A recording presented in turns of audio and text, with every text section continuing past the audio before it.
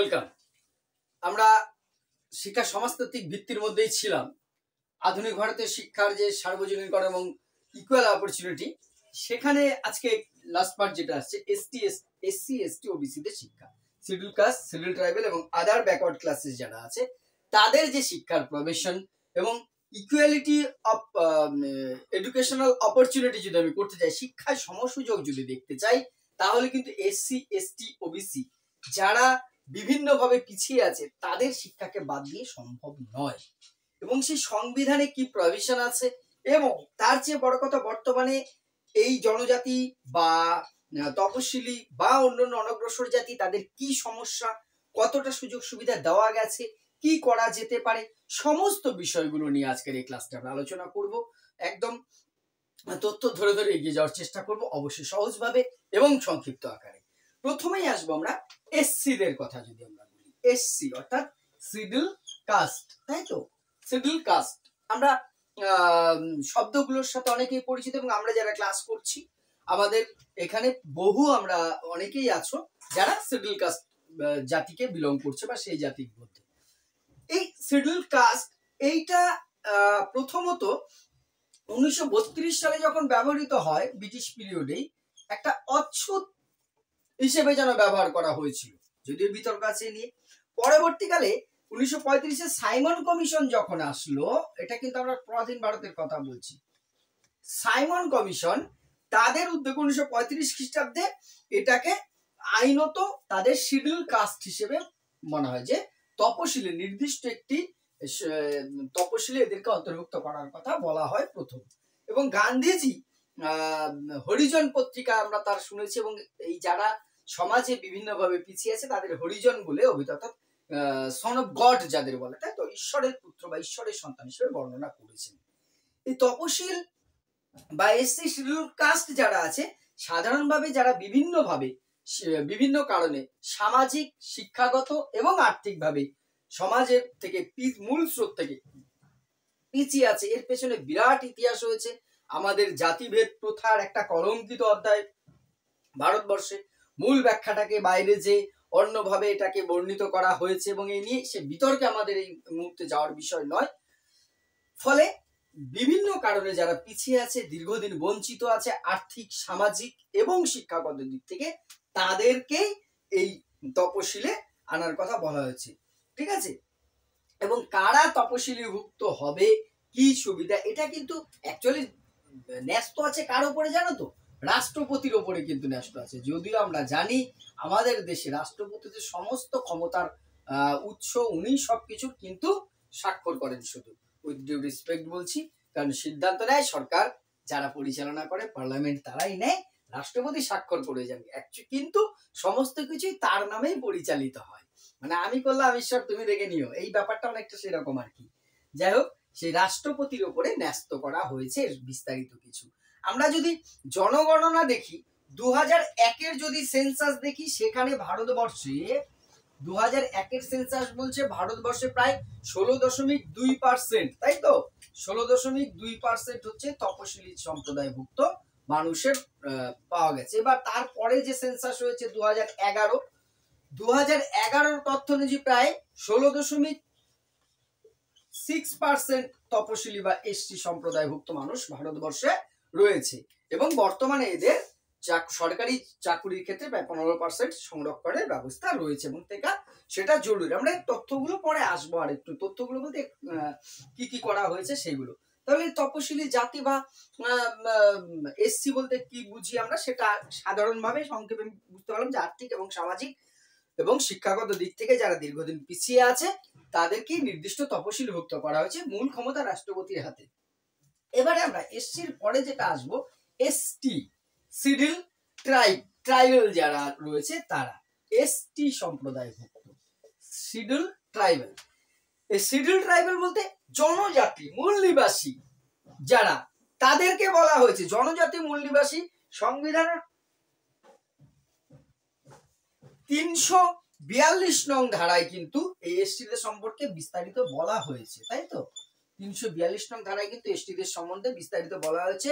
এবং লোকর কমিটি যে গঠিত হয়েছিল, সেখানে কিন্তু তোমার যে এসটিদের বিষয়ে কারা তপশিলি উপজাতিভুক্ত হবে তাদের কিছু বৈশিষ্ট্যের কথা বলেছে। বলছে তপশিলি উপজাতিভুক্ত কারা হবে, কাদের বলা হবে, যাদের নিজস্ব সংস্কৃতি রয়েছে, দেশের সাধারণ সংস্কৃতির বাইরেও নিজস্ব সংস্কৃতি রয়েছে, তাদের বলা হবে তপশিলি উপজাতি। যারা সাধারণত ভৌগোলিকভাবে বিচ্ছিন্ন, ঠিক আছে, ভৌগোলিকভাবে কি হবে, বিচ্ছিন্ন, অর্থাৎ মূল স্রোত যেখানে সমাজের, সেখান থেকে তারা দেখা যাচ্ছে অনেকটাই বিচ্ছিন্ন ভাবে রয়েছে, দূরবর্তী স্থানে রয়েছে, কিছুটা জায়গায় তারা আবদ্ধ রয়েছে নিজেদের মতন করে। সেটা হয় তপশিলি উপজাতি বলতে আদিবাসী সম্প্রদায় যারা আমরা দেখি, আমরা বাঁকুড়া, বীরভূম, পুরুলিয়ার বিস্তীর্ণ অঞ্চল আছে, উত্তরবঙ্গের একটা বিস্তীর্ণ অঞ্চল আমাদের যদি ডুয়ার্সে দেখি, এবং তাছাড়া দিনাজপুর, নদিয়া সমস্ত জায়গাতেই রয়েছে, এবং এরা আমাদের দেশের সম্পদ। কিন্তু সাধারণত এই জনজাতির মধ্যে যেটা হয়, এরা একটা জায়গায় বিচ্ছিন্নভাবে নিজেদের মধ্যে সংঘবদ্ধ গোষ্ঠীগতভাবে সাধারণত থাকতে পছন্দ করে। এবং আরেকটা বৈশিষ্ট্য বলেছে, যারা আর্থিক এবং শিক্ষাগত দিক থেকে কি রয়েছে, পিছিয়ে রয়েছে। এই আর্থিক ভাবেও যারা পিছিয়ে এবং শিক্ষাগত দিক থেকেও পিছিয়ে, এই কয়েকটি এরকম বৈশিষ্ট্য বলেছে। আরেকটি বৈশিষ্ট্য আমরা বলবো যে যারা আর্থিকভাবে ইকোনমিক্যালি পিছিয়ে আছে এবং শিক্ষাগত দিক থেকেও পিছিয়ে রয়েছে। আর এরা সাধারণত যেটা হয়, নিজেদের সম্প্রদায়ের মধ্যেই মেলামেশায় পছন্দ করে, নিজেদের সম্প্রদায়ের মধ্যে মেলামেশায় পছন্দ করে। আমি আর বিস্তারিত লিখলাম না। তার মানে এই নয় যে তোমার সাথে মিশবে না। আমার অনেক আগের স্কুলে অনেক মানে কলিগরা ছিল, বেশ কিছু ছাত্রকে আমি সৌভাগ্যবশত সে সময় পেয়েছি। তার মধ্যে মুনা মুর্মুর নাম তো বারবার বলতে হয়। সিটেট কোয়ালিফাই করে দিছি গেছিল খুব অল্প বয়সে, এবং আমার সাথে যখন দেখা করতে এসছে, ঘরে ঢুকবে ঘড়ি খুলে ঢুকছে, মানে স্যারের সামনে ঘড়ি পরে ঢুকবে। এটা যাই হোক, একটি ভালো জায়গায় আছে এখন। এরকম বহু ছাত্র পেয়েছি, এবং তাদের বাড়ি গেলে যে আপ্যায়ন জীবনের শেষ দিন পর্যন্ত মনে থাকবে সেটা। এবং নিজেদের সম্প্রদায়ের মধ্যে মিশতে চায়, মেশে বলে অন্য কারোর সাথে মেশে না তা কিন্তু নয়। আমার বর্তমানেও কলিগ রয়েছে তপশালী উপজাতি সম্প্রদায়ভুক্ত, কিন্তু সেটা নয়। কিন্তু এরা দলবদ্ধভাবে থাকার যে প্রবণতা, সেটাকে বোঝানোর জন্য হয়তো এই বৈশিষ্ট্যগুলো তারা দিয়েছেন। এই বৈশিষ্ট্যগুলো তারা আমি তৈরি করিনি, বলেছে সাধারণত যাদের নিজস্ব, অবশ্যই এই জনজাতি মূল নিবাসী যারা রয়েছে তাদের কিন্তু নিজেদের একটা কালচার আছে, সংস্কৃতি, এবং সবচেয়ে ভালো লাগার জায়গা, তারা সেই সংস্কৃতিটা কিন্তু আঁকড়ে আছে, কোনো কিছুর সাথে কম্প্রোমাইজ করেনি। যে আমরা যে ট্রেন্ডে ভাসছি, যা আসছে ভালো মন্দ না বুঝেই ভাসিয়ে দিচ্ছি গায়ে, পরে 10 বছর পরে বুঝলাম এটা না করলেই ভালো হতো, কিন্তু ততদিনে চাল চুলো সব গেছে, ভেবে আর লাভ নাই, আম ছাড়া দুই হাত ছাড়া। কিন্তু এরা নিজেদের সংস্কৃতিটাকে ধরে রাখছে, এবং খুব এদের কিছু বিষয় কিন্তু সত্যি শিক্ষণীয়, দেখার মতন আছে। আর ভৌগোলিকভাবে বিচ্ছিন্ন কেন বললাম, যে জনজাতিরা সাধারণত যেখানে থাকে, দেখা গেল মূল শহর থেকে কিছুটা দূরবর্তী অঞ্চলে এদের একটা নিজস্ব সংস্কৃতি, কারণ মূল শহরের সংস্পর্শে সম্পূর্ণভাবে আসলে দেখা যায় এই সংস্কৃতির মধ্যে ব্যাঘাত ঘটতে পারে, সেই জায়গার থেকে হয়তো বা হতে পারে।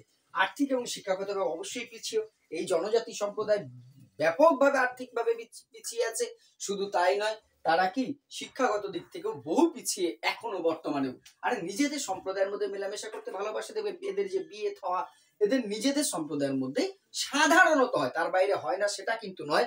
বর্তমান সমাজে সবকিছুই বদলেছে, এটা হয়। এইগুলো দেখি সাধারণত তপশিলি উপজাতিকে স্থির করার কথা বলা হয়েছে লোকাল কমিটি। এবারে এদের যে শতকরা জনগণনা যে হিসেবের কথা বলা হয়েছে 2001 আর 2011-তে, সেটা যদি আমরা একটু দেখি, 2001 এবং 2011-তে যে আসছে, 2001-এ বলা হচ্ছে 8.2% মতন এদের সারা ভারতবর্ষে জনসংখ্যার নিরিখে এদের শতাংশ, এবং 2011-তে সেটা বেড়ে দাঁড়িয়েছে 8.6%, এবং বর্তমানে প্রায় 7.5% এদের কিন্তু সংরক্ষণের ব্যবস্থা রয়েছে সরকারি চাকরি বা অন্যান্য বিভিন্ন ক্ষেত্রে। 7.5%, এটা হেল্পের হয়েছে কিনা তোমরা একটু বলবে। 7.5%-এর মতন এদের সংরক্ষণের ব্যবস্থা কিন্তু রয়েছে। এবার তপশিলি জাতি উপজাতি আমি আগেই বলেছি, এদের রক্ষা কবচ কি আছে, এদের পিছিয়ে থাকার কারণ, এগিয়ে নিয়ে যাওয়ার উপায়, এবং কি কি কর্মসূচি নেওয়া হচ্ছে, সব কিন্তু ধাপে ধাপে আসবে। আগে যে তিনটে বলেছে তাদের সম্পর্কে আগে জানি, তারপরে এসসি গেল, এসটি গেল, এইবার আসছে ওবিসি। ওবিসির ফুল ফর্ম হচ্ছে আদার ব্যাকওয়ার্ড ক্লাসেস, তাই তো? এগুলো এইগুলো কেন রেখেছেন? এগুলো তোমাদের খুব কমন জিনিস, সবাই একদম ঠোঁটস্থ করা আছে, ঠোঁটের মাথায় এসে আছে, ফলে এই জন্য আর ওইটা লিখে মোস্ট করছি না। আদার ব্যাকওয়ার্ড ক্লাসেস এরা কারা? বলছে যারা সামাজিক, শিক্ষাগত এবং অর্থনৈতিক দিক থেকে বিভিন্ন কারণে পিছিয়ে আছে। সামাজিক, শিক্ষাগত, অর্থনৈতিক দিক থেকে বিভিন্ন কারণে পিছিয়ে আছে, কিন্তু এসসি সম্প্রদায়ভুক্তও নয়, এসটি সম্প্রদায়ভুক্তও নয়। তাহলে এই যে সমাজের একটা শ্রেণী যারা তপশিলি জাতিভুক্ত নয়, তপশিলি উপজাতিভুক্ত নয়, কিন্তু তারাও পিছিয়ে আছে, তাদেরও অনেক সহায়তা সহযোগিতার প্রয়োজন। তারা কোথায় যাবে? এদের উন্নতির জন্য 1990 সালে যখন মন্ডল কমিশন হয়, সে মন্ডল কমিশনের সুপারিশে কিন্তু কি আসে? এই আদার ব্যাকওয়ার্ড ক্লাসের একটা সংরক্ষণ দেওয়ার কথা বলা হয়, এবং তাদেরকে দুটো তালিকা, অন্যান্য জাতি যারা হিন্দু সমাজ এবং কিছু মুসলিম সমাজের কিছু কমিউনিটি যারা পিছিয়ে রয়েছে, তাদেরকে কি বলা হয় যে এদেরও যদি সুযোগ না দেয়, এরাও কিন্তু পিছিয়ে আছে। এরাও আর্থিকভাবে যেমন পিছিয়ে, সামাজিকভাবে পিছিয়ে, শিক্ষাগত দিক থেকে পিছিয়ে। আমরা শিক্ষাটাকে এখানে বেশি গুরুত্ব দেবো, যেহেতু শিক্ষা বিজ্ঞানের ছাত্র আমরা, বা সেই পারপাসে আমরা পড়ছি। ফলে শিক্ষাগত দিক থেকে ওরা যে পিছিয়ে আছে, এদের উন্নতির জায়গাটা কোথায়? ফলে এদেরও যদি ইকুয়ালিটি অপরচুনিটির কথা আমরা যেটা আগের দিন ক্লাসে বলেছি, শিক্ষায় আমরা সমসুযোগের কথা বলছি, তাহলে যারা পিছিয়ে আছে তাদের যদি বিশেষ সুযোগ না দেওয়া হয়, তাহলে সমসুযোগ প্রতিষ্ঠা হবে না। তপশিলি জাতি উপজাতিরা যেমন পাচ্ছে, এদেরকেও নিয়ে আসতে হবে। সেই সুপারিশ অনুযায়ী কি করা হয়? এদেরকে, এই জনজাতি, এই জাতিকে 27% সংরক্ষণের আওতায় কিন্তু নিয়ে আসা হয়েছে। এবং এর দুটো তালিকা আছে আমরা জানি, একটা হচ্ছে কেন্দ্রীয় তালিকা হয়, আর একটা কি হয়? রাজ্য তালিকা হয়। একটা কেন্দ্রীয় তালিকা, একটি রাজ্য তালিকা, দুটো তালিকায় অন্তর্ভুক্ত আছে কিন্তু এই তোমার যে তপশিলি উপজাতি সম্প্রদায়ের, সরি মাফ করবে, আদার ব্যাকওয়ার্ড ক্লাস বা অন্যান্য অনগ্রসর শ্রেণী যাদের বলা হচ্ছে, তাদের যারা আর্থিক এবং সামাজিক ভাবে পিছিয়ে রয়েছে তাদের বলা হচ্ছে। এইবার আমরা আসবো এদের সাংবিধানিক রক্ষা কবচ কি কি আছে একটু দেখে নিই। এই যে জাতিগুলো, তাদের সাংবিধানিক রক্ষা কবচ যদি আমরা দেখি, আমরা সংবিধানের শিক্ষা আমরা অলরেডি পড়েছি। প্রথম আমরা জানি ধারা 46, 46 নং ধারা পড়িয়েছি তো? আমি পড়িয়েছি কিনা সেটা বড় কথা নয়, তোমরা অবশ্যই জানো সেটা। সেখানে কি বলা হয়েছে? যে কোনো রকম আর্থিকভাবে সমাজে যারা পিছিয়ে পড়া, তাদের কি করতে হবে? আর্থিক বৈষম্য দূর করতে হবে এবং শোষণের হাত থেকে রক্ষা করতে হবে। তাহলে এই ধারাটা একটা অন্যতম এদের জন্য, আর্থিক বৈষম্য দূর, আর্থিক বৈষম্য দূর আর শোষণের হাত থেকে রক্ষা করা। তাহলে 46 নং ধারাটা তপশিলি জাতি, উপজাতি বা অন্যান্য অনগ্রসর শ্রেণীদের জন্য অন্যতম একটি রক্ষা কবচ। এরপরে যেটা আছে ধারা 14 নং ধারায় কি বলা আছে? সংবিধানের 14 নং ধারায় আইনের দৃষ্টিতে কি আছে? সবাই সমান। আইনের দৃষ্টিতে সবাই সমান, কাউকে কোনোভাবে বঞ্চিত করা যাবে না। অর্থাৎ আইনের চোখে উঁচু নিচু, ধনী দরিদ্র, এ জাতি সেই জাতি, এই সব করা যাবে না। এটা তো আমাদের সংবিধানে স্পষ্ট করা আছে। সংবিধানের কোথায় স্পষ্ট করা আছে? এই যে 14 নং ধারায়, যে আইনের দৃষ্টিতে সমান, সবাই সমান, কোনো কিছু উঁচু নিচু বা অন্য কোনো অজুহাতে কাউকে কোনো সুযোগ থেকে বঞ্চিত করা যাবে না। তাহলে এটা রাখো, কোনো এসসি, এসটি, ওবিসি বা অন্য কোনো জনজাতি বা অন্য কোনো সম্প্রদায় কাউকে আমরা বঞ্চিত করতে পারবো না। তাহলে 14 নং ধারাটাও একটি স্ট্রং ধারা হচ্ছে, তাই তো? আর 15-4 নম্বরে কি বলা আছে? যে এসসি এবং এসটি, এই জাতি বা জনজাতি পিছিয়ে পড়া শ্রেণীর জন্য কি করা যাবে? বিশেষ বিধান করতে পারবে। সেটা সংরক্ষণের ব্যবস্থা বলো বা অন্য কোনো সুবিধা দান। সংবিধান কিন্তু সেই ক্ষমতা দিয়ে রেখেছে রাষ্ট্রকে, পরিচালকদের, তাই তো? যে কোন ধারায়? 15-4 ধারায় বলেছে কি, যে তোমার যে এসসি এসটি এদের জন্য বিশেষ বিধান করতে পারবে, সংরক্ষণ হতে পারে, সুযোগ দানের জন্য বিশেষ ইনসেন্টিভ, বিশেষ স্কলারশিপ, অনেক কিছু সিদ্ধান্ত সরকার বা স্টেট বা যারা পরিচালক হয়েছে তারা নিতে পারে। তাহলে এই খোলা ছুটটা যেমন সরকারকে দেওয়া হয়েছে, তার মানে অন্যদিকে এই জনজাতিদের একটা রক্ষা কবচ দিয়ে রাখা হয়েছে, যে এদেরকে এই করা যাবে। এখন আমরা নেতাদের রক্ষা কবচটা শুনি না, চুরি টুরি করে যে সুপ্রিম কোর্ট থেকে রক্ষা কবচটা নিয়ে আসে অনেকে, যাই হোক, সেই রক্ষা কবচ নয়। কিন্তু এই জনজাতিদের ক্ষেত্রে এটা তাদের প্রাপ্য। দীর্ঘদিনের বঞ্চনা, তাদের সাথে যে অবিচার হয়েছে, পিছিয়ে পড়েছে তারা নয়, পিছিয়ে দেওয়া হয়েছে, সেটার কারণে এটা করা হয়েছে। দুটোকে কিন্তু এক করছি না, করা মানে কোনো দিক থেকেই নয় সেটা, ঠিক আছে? তারপরে 1 মিনিট, এরপর আছে 16-4 নং ধারা, যেখানে বলা হয়েছে তোমার রাজ্যের অধীনে বা কেন্দ্রের অধীনে কি করা যাবে, সংরক্ষণের ব্যবস্থা করা যাবে। 15-4 তো বলা হলো যে তোমার যে বিশেষ বিধান, আর 16-4 স্পেসিফিক বলেছে রাজ্যের অধীনে কি করা যাবে, এদের রিজার্ভেশন দেওয়া যাবে, সংরক্ষণের ব্যবস্থা করা যাবে। তাহলে এই যে যে ধারাগুলো বললাম, এগুলো তো রক্ষা কবচ হচ্ছে তপশিলি জাতি, উপজাতি এবং অন্যান্য অনগ্রসরদের জন্য, যে সংরক্ষণের ব্যবস্থা করা বা এইগুলো করা, এগুলি হচ্ছে রক্ষা কবচ। এইবার আমরা আসবো এই যে তপশিলি জাতি, উপজাতি এবং ওবিসি আদার ব্যাকওয়ার্ড ক্লাসেস, এরা দীর্ঘদিন ধরে এইভাবে পিছিয়ে পড়ছে কেন? স্বাধীনতার এত বছর পরেও কেন এই জাতি বা জনজাতিগুলো পিছিয়ে আছে শিক্ষাগত দিক থেকে, সামাজিক ভাবে? তার কারণগুলো কি কি? একজন ব্যক্তি পিছিয়ে আছে সেটা একরকম, কিছু ব্যক্তি পিছিয়ে আছে সেটাও একরকম, কিন্তু যখন জনগোষ্ঠীমূলক ভাবে একটি গোষ্ঠী, সামাজিক গোষ্ঠীর কথা বলছি, গোষ্ঠী মানে ওখানে কিন্তু ছোট আকারে নয়, একটা সমগ্র গোষ্ঠী, একটি জাতি যখন পিছিয়ে থাকে সেটা প্রশ্ন ওঠাটাই স্বাভাবিক। এর কারণগুলো কি কি? প্রথমত হচ্ছে সামাজিক কারণ, সামাজিক একটা অবহেলার ব্যাপার ছিল, জাতিগত ভাবে বলো যাই বলো, এই দীর্ঘদিন সমাজে একটা এরা কিন্তু এই জাতি অবহেলার পাত্র হিসেবে থেকেছে। উচ্চ বর্ণের মানুষদের দ্বারা বলো, সরকারি সিস্টেমের দ্বারা বলো, বিভিন্ন কারণে এদেরকে পদদলিত করে রাখার চেষ্টা হয়েছে। এই অবহেলা একটি প্রধান কারণ। আর এই অবহেলার কারণে, সুযোগ সুবিধা কম হওয়ার কারণে যেটা আসে সেটা হচ্ছে দারিদ্রতা, তাই তো? প্রভাবটি এইটা যখনই আসবে, দারিদ্রতা হচ্ছে সবচেয়ে বড় একটি কারণ।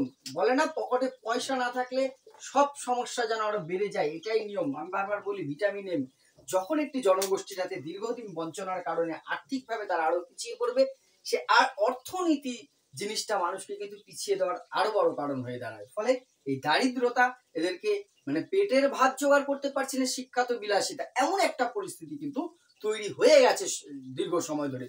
ফলে তারা আরো, আর শিক্ষা বা বিদ্যা যদি না থাকে, একটি জাতি, একটি ব্যক্তি, একটি সমষ্টি, যাকে আমরা বলি না কেন, সে পিছিয়ে পড়তে তোমার যে বাধ্য। নেক্সট হচ্ছে আগ্রহের অভাব। যখন সামাজিক ভাবে এইভাবে পিছিয়ে পড়বে একটি জাতি বা গোষ্ঠী, তখন তাদের মধ্যে ধীরে ধীরে কি হবে, মূল স্রোতে মেশার আগ্রহ যেমন কমবে, শিক্ষা সংস্কৃতির প্রতি আগ্রহ কমবে, সেটা স্বাভাবিক ব্যাপার। ফলে আগ্রহের অভাবের কারণে কিন্তু এই জাতি ধীরে ধীরে ধীরে ধীরে, এই গোষ্ঠী বা জনজাতি যাই বললে না কেন, তারা শিক্ষা থেকে আরো বেশি মাত্রায় তোমার যে পিছিয়ে পড়েছে। তারপরে অসমতা। অসমতা, যখন আমি গেছি অংশগ্রহণ করতে, একটা হাই স্ট্যাটাসের ফ্যামিলি, তথাকথিত হাই স্ট্যাটাস বলছি সো-কল্ড, তার সাথে একটা সাধারণ ঘরের পিছিয়ে পড়া শ্রেণীর শিক্ষার্থীর কম্পিটিশন, সেটা অসমতা তৈরি করছে।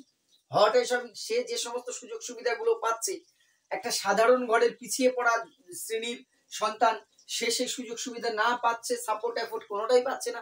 ফলে কি হচ্ছে, তার আরো যেন বৈষম্য, সুযোগ পেলেও সেখানে বৈষম্যতার শিকার হতে হচ্ছে। তারপরে যেটা হচ্ছে, বিশেষ করে একটা আদিবাসী বা তপশিলি উপজাতিদের মধ্যে বেশি হয়েছে, এখন এগুলো মিটিয়ে দেওয়ার চেষ্টা হচ্ছে, সেটা বলবো ভাষাগত সমস্যা কিন্তু একটা বড় কারণ। অনেক ক্ষেত্রেই বিভিন্ন সম্প্রদায়ের নিজস্ব, আগেই বললাম যে সমস্ত তপশিলি উপজাতি গোষ্ঠী রয়েছে, তারা নিজেদের ভাষা, কৃষ্টি, সংস্কৃতিকে আঁকড়ে আছে, এবং এটা একটা খুব গর্বের বিষয়, ভালো বিষয়, শেখার বিষয় আমাদের। ফলে সেই যে তাদের মাতৃভাষায় অনেক ক্ষেত্রে শিক্ষাদানের সুযোগের অভাব রয়েছে, যদিও এই সমস্যাটা এখন অনেক সময় সমাধান করার চেষ্টা করা হয়েছে, অলচিকিৎসা বা অন্যান্য লিপির বা ভাষায় শিক্ষাদানের ব্যবস্থা করা হয়েছে, কিন্তু সেই সুযোগটাও কি পর্যাপ্ত সব জায়গায়? আমার তো অন্তত মনে হয় নয়। ফলে এই ভাষাগত সমস্যা একটি বড় কারণ। নেক্সট যদি বলি আমরা সংস্কৃতি বা সংস্কৃতির অবহেলা, আগে বলেছি এই সমস্ত জনজাতির ক্ষেত্রে নিজস্ব তোমার যে একটা সংস্কৃতি রয়েছে, সেই সংস্কৃতির প্রতি অনেক ক্ষেত্রেই সমাজের মূল শ্রেণী থেকে একটা অবহেলা, অবজ্ঞার দৃষ্টিতে দেখা হয়। সেই কারণে তারা আরো নিজেদেরকে গুটিয়ে রাখতে পছন্দ করে, না মিশতে পছন্দ করে, না চাইতে পছন্দ করে। এই সাংস্কৃতিক অবহেলাটা কিন্তু একটি বড় কারণ। আর সামাজিক বৈষম্য, একটা অবহেলা বলেছি বোধহয় এক জায়গায়, সামাজিক অবহেলা বলেছি। বৈষম্য কি, অনেক ক্ষেত্রে দেখেছি জাতপাতের দোহাই দিয়ে বিভিন্ন ক্ষেত্রে একটা বৈষম্য সৃষ্টি হয়েছে, এটা তো অস্বীকার করবার কোনো জায়গা নেই। আজও কিছু কিছু জায়গায় ভারতবর্ষে দেখা যায় এগুলো আছে। এই বৈষম্যতাও কিন্তু এদেরকে পিছিয়ে দেওয়ার এবং শিক্ষাগত দিক থেকে সামাজিক দিক থেকে পিছিয়ে দেওয়ার একটা অন্যতম কারণ। এবার তাহলে এদের উন্নয়নের উপায় কি আছে, কি কি কর্মসূচি আছে, কি কি করা হয়েছে, সেইগুলো আমরা এবারে একটু দেখব। প্রথমত যে সুপারিশগুলো সাধারণত এসেছে সেইগুলো আগে একটু দেখে নিই, তারপরে আমরা কর্মসূচি কি কি করা যায় সেইগুলো আবার দেখব। কি কি সুপারিশ এসছে? প্রথমত 5টা দিক থেকে সুপারিশগুলো দেখা যায়। এক হচ্ছে প্রতিষ্ঠান সংক্রান্ত, পরে একটু একটু করে আমি এগুলো বলবো, তারপরে মূল বিষয়গুলোতে আসবো। এক হচ্ছে প্রতিষ্ঠান সংক্রান্ত একটা দিক আছে, পিতামাতা সংক্রান্ত, তাদের কিছু উন্নতির দরকার আছে। আমি আর ডিটেলস যাচ্ছি না, সংক্ষিপ্ত আকারে প্রতিষ্ঠান সংক্রান্ত বললাম, আর বললাম পিতামাতা সংক্রান্ত, সরকার এবং শিক্ষক ও বিদ্যালয় সংক্রান্ত একটা আছে, শিক্ষক ও বিদ্যালয়। নেক্সট হচ্ছে সরকার সংক্রান্ত একটি কিছু উপায় বা সুপারিশ রয়েছে, এবং আমলা আধিকারিক, আমলা বা আধিকারিক, আমলা বা আধিকারিকদের বিষয়েও কিছু সুপারিশ কিন্তু রয়েছে। এবারে আমরা দেখব যে এটি বলছে শিক্ষা প্রতিষ্ঠানগুলোর কিছু উন্নতি দরকার আছে। যে প্রতিষ্ঠানগুলো চলছে সাধারণ প্রতিষ্ঠান, সেই প্রতিষ্ঠান তপশিলি জাতি উপজাতি এলাকায় আরো কিছু প্রতিষ্ঠান তৈরি করতে হবে প্রথমত তাদের মতো করে, এবং প্রতিষ্ঠানগুলোতে তাদের ভর্তির ক্ষেত্রে আরো বেশি সুযোগ দেওয়ার ব্যবস্থা করতে হবে, সেটার কথা বলা হয়েছে। পিতামাতা রয়েছে, বেশিরভাগ ক্ষেত্রে দেখা যাচ্ছে এই ঘরের সন্তান যারা পড়তে আসছে ফার্স্ট জেনারেশন লার্নার, অনেক ক্ষেত্রে, সব ক্ষেত্রে নিশ্চয়ই নয় কিন্তু, ফলে তাদের ক্ষেত্রে পিতামাতার অজ্ঞতা রয়েছে, কি কি সুযোগ সুবিধা পেতে পারে, কিভাবে অগ্রসর হতে হবে, কি করতে হবে না হবে, এইগুলো যে রাইট টু এডুকেশনের বলে সবাই শিক্ষার অধিকার পেতে পারে, শিক্ষা একটা মৌলিক অধিকার, এই বিষয়গুলো তারা জানেই না অনেক ক্ষেত্রে। তাদেরকে সে সচেতনতাটা করার দরকার, বিদ্যালয়মুখী ছাত্রদের করবে সেটা বোঝানো দরকার সন্তানকে। শিক্ষক ও বিদ্যালয়, শিক্ষককে কি হতে হবে, যে সমস্ত তপশিলি জাতি বা বিশেষত জনজাতি উপজাতি আসছে তাদেরকে তাদের কৃষ্টি সংস্কৃতিকে অবহেলা করলে চলবে না, তাদেরকে মানিয়ে নিতে হবে, তাদেরকে মূল শিক্ষার সাথে সাথে তাদের যে কৃষ্টি সংস্কৃতি তার প্রতি শ্রদ্ধাবোধটা যাতে অটুট থাকে, বজায় থাকে, একটা মেলবন্ধন করা যায় সেটার চেষ্টা করবে।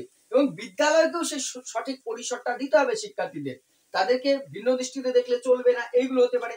সরকারকেও কি করতে হবে, এদের জন্য বৃত্তি চালু করা, ইনসেনটিভ দেওয়া, বা অন্যান্য বিভিন্ন রকম প্রকল্পের মাধ্যমে আরো বেশি করে অংশগ্রহণ কি করে করা যায় সেটার ব্যবস্থা করতে হবে। এবং আমলা বা আধিকারিক, এই আমলা বা আধিকারিক যারা আছে তাদেরও কিন্তু দায়িত্ব রয়েছে।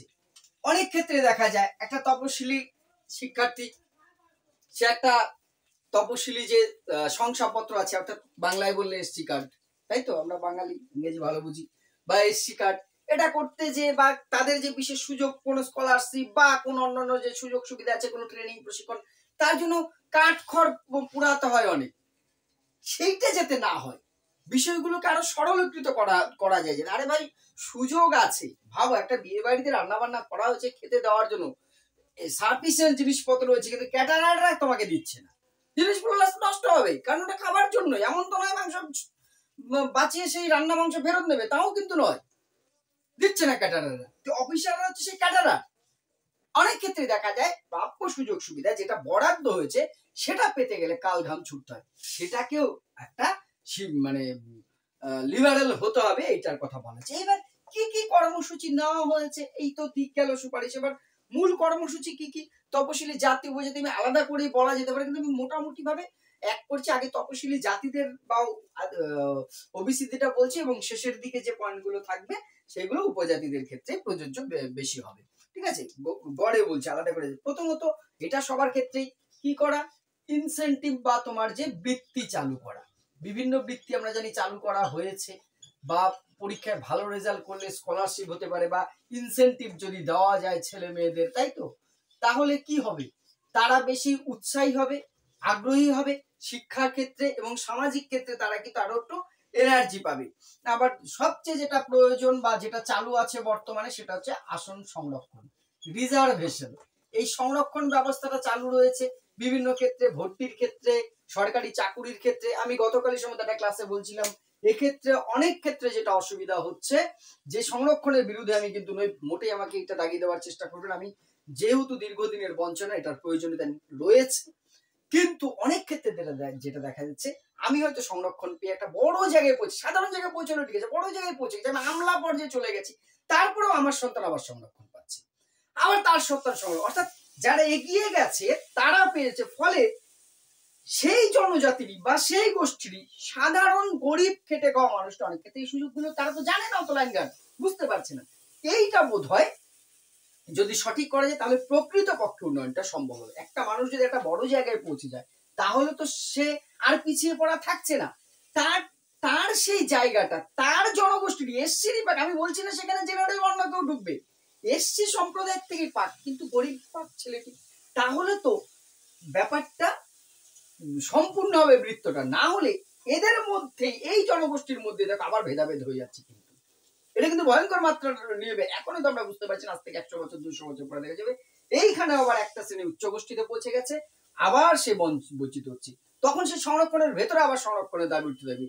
সেটা মনে হয় আগের থেকেই একটু বিচার বিবেচনা করা যেতে পারে, এটা আমার পার্সোনাল ওপিনিয়ন, পার্সোনাল ভিউ, তোমরাও মতামত নিশ্চয়ই জানাবে। অর্থাৎ আসন সংখ্যা বিভিন্ন ক্ষেত্রে, চাকুরি এবং সরকারি চাকুরির ক্ষেত্রে যেমন সংরক্ষণের ব্যবস্থা করা হয়েছে, ভর্তির ক্ষেত্রে বিভিন্ন ক্ষেত্রে কিন্তু আসন সংরক্ষণ করা হয়েছে। সবচেয়ে বড় ব্যাপার এই যে 2002-03 সালে, এটা এসসিদের জন্য, ঠিক আছে, 2002-03 যে অর্থবর্ষ, সেখানে কিন্তু একটা স্কিম চালু হয়েছে, আম্বেদকর ন্যাশনাল স্কলারশিপ স্কিম চালু করা হয়েছে, আম্বেদকর ন্যাশনাল স্কলারশিপ স্কিম, ঠিক আছে, চালু হয়েছে। এখানে কিন্তু বিভিন্ন রকম বৃত্তি প্রদানের ব্যবস্থা বা স্কলারশিপ প্রদানের ব্যবস্থা করা হয়েছে তপশিলি জাতিদের জন্য। এছাড়া আর কি করা হচ্ছে, তপশিলি জাতি উপজাতিদের জন্য ট্রেনিং এর ব্যবস্থা আছে না বিভিন্ন রকম, এখন তো আমাদের রাজ্যেই আমলা পরীক্ষার জন্যও ট্রেনিং দেওয়া হচ্ছে, প্লাস বিভিন্ন জায়গায় দেখবে বিভিন্ন রকম প্রশিক্ষণের ব্যবস্থা, তাদের স্বনির্ভর করে তোলা বা কোনো চাকুরি বা কোনো কিছুর উপযোগী করে তোলা, সেই রকম ব্যবস্থা কিন্তু করা হচ্ছে। হোস্টেলের ব্যবস্থা করা, হোস্টেল বা ছাত্রাবাস প্রতি জেলায় আছে না, তপশিলি জাতিদের জন্য, শিক্ষার্থীদের জন্য বা উপজাতিদের শিক্ষার্থীদের জন্য কিন্তু হোস্টেলের ব্যবস্থা তোমার যে করা হয়েছে। চাকুরিতে সংরক্ষণ তো আমি সেটা আগে বললামই। এছাড়া বিভিন্ন রকম নতুন নতুন পদ্ধতি, যাতে শিক্ষাকে আরো বেশি আগ্রহী করে তোলা যায়, আরো বেশি মনোগ্রাহী করে তোলা যায়, সেটার ব্যবস্থাও কিন্তু করা হয়েছে, ঠিক আছে। আরেকটা যেটা এসসিডিসি গঠন, এসসিডিসি, এসসিডিসির ফুল ফর্ম হচ্ছে schedule caste development corporation, schedule caste development corporation করা হয়েছে। এর উদ্দেশ্য হচ্ছে কি, তপশিলি সম্প্রদায়ভুক্ত যারা রয়েছে তাদেরকে বিশেষভাবে অগ্রসর করে দিন। এইগুলো মোটামুটি গেল তপশিলি জাতি উপজাতি কমন আছে, বাট তপশিলি উপজাতিদের ক্ষেত্রে বিশেষ বিশেষ কিছু বলা যাবে না। আশ্রমিক বিদ্যালয় স্থাপনের কিন্তু একটা সুপারিশ করা হয়েছে, আশ্রম টাইপ বিদ্যালয় বিভিন্ন জেলায় কিন্তু আছে, এটা একটা সুপারিশ রয়েছে। এই আশ্রম টাইপ বিদ্যালয় যদি এসটি এলাকাগুলোতে, একলব্য বিদ্যালয় আছে, এই ধরনের বিদ্যালয়গুলো যদি করা যায় তাহলে কি করা যেতে পারে, তাহলে তপশিলি উপজাতিদের আরো বেশি বেশি পরিমাণে সুযোগ দেওয়া যেতে পারে। তারপরে কি, এই তপশিলি উপজাতি বা আদিবাসী যারা রয়েছে, মূল নিবাসী, তাদের কৃষ্টিগত প্রশিক্ষণ, অর্থাৎ তাদের যে কালচার আছে সেটা যদি পাঠ্যক্রমের মধ্যে রাখা যায়, তারা শিক্ষাতে বেশি আগ্রহী হবে। নেক্সট হচ্ছে মাতৃভাষায় শিক্ষাদান। মাতৃভাষা আমি আগেই বলছি যে এই তপশিলি উপজাতি সম্প্রদায়ভুক্ত বিভিন্ন জনগোষ্ঠীর নিজস্ব ভাষা লিপি কৃষ্টি রয়েছে, সেটাকে অবহেলা করলে কখনোই উন্নতি সম্ভব নয়, ইকুয়ালিটি সম্ভব নয়। তাদের এখন তার উদাহরণে চলচিকি ভাষায় বা অন্যান্য যে আঞ্চলিক ভাষাগুলোকে গুরুত্ব দেওয়া হচ্ছে, এটাকে আরো বেশি গুরুত্ব দেওয়া হবে। এদের জন্য বৃত্তি প্রদান, যেটা আগেই বলেছি, সেই একই এসসিদের যেমন যে বৃত্তি প্রদানের ব্যবস্থা করা হচ্ছে, বিভিন্ন স্কলারশিপ তপশিলি উপজাতিদেরও তাই করার ব্যাপার রয়েছে। এদের জন্য আমরা জানি সংরক্ষণের ব্যবস্থা করা হয়েছে, চাকরি এবং ভর্তি বিভিন্ন ক্ষেত্রে কি করা হয়েছে, তোমার যে সংরক্ষণের ব্যবস্থা, এবং এটা প্রয়োজনীয়তা কিন্তু রয়েছে। এবং এই সম্প্রদায়ের মধ্যে থেকে যদি এই এলাকায় শিক্ষক নিয়োগ করা যায়, যে এলাকায় এই জনজাতির বাস বেশি রয়েছে, সেই সব এলাকায় যদি এই সম্প্রদায়ভুক্ত জনজাতি থেকেই একটা নির্দিষ্ট সংখ্যক শিক্ষক নিয়োগ করা যায়, তাহলে তারা তাদের কৃষ্টি কালচার ভাষা অনুভূতিগুলো অনেক বেশি বুঝতে পারবে। সেই ব্যাপারটাকে যদি, এবং এদের বৃত্তিমূলক প্রশিক্ষণের ব্যবস্থাটা খুব দরকার। বৃত্তিমূলক বা কারিগরি প্রশিক্ষণ যদি দেওয়া যায় তবে তারা সহজে স্বনির্ভর হয়ে পড়বে, স্বনির্ভর হয়ে উঠতে পারবে, স্বনির্ভরতাই কিন্তু বড় দরকার। আমি বারবার বলি ভিটামিন এম হচ্ছে সবচেয়ে বড় ভিটামিন, অর্থাৎ আর্থিক উন্নতি সচ্ছলতা যদি শিক্ষার্থীদের না গড়ে তোলা যায়, তাহলে সমাজ বা শিক্ষার কিন্তু সমাজে যেমন তাদের মূল্য সেইভাবে কেউ পাবে না, সে যে জনজাতিরই হোক, যে গোষ্ঠীরই হোক না কেন, ঠিক তেমনই ব্যক্তিগত ক্ষেত্রেও কিন্তু শিক্ষাটা মূল্যহীন হয়ে পড়বে। এই হলো মোটামুটি তপশিলি জাতীয় বৈচিত্র্যের শিক্ষা সংক্রান্ত প্রবিষয় এবং উন্নতি। চেষ্টা করলাম সংক্ষেপে বলতে। এরপর আমরা গাইডেন্স কাউন্সিলিং এ যাবো। এসএলএসটির যে অধ্যায়টি রয়েছে সেটা নিয়ে অনেকেই বলছো। ভিডিওটি যদি ভালো লাগে অবশ্যই শেয়ার করে পাশে থাকবে। ধন্যবাদ।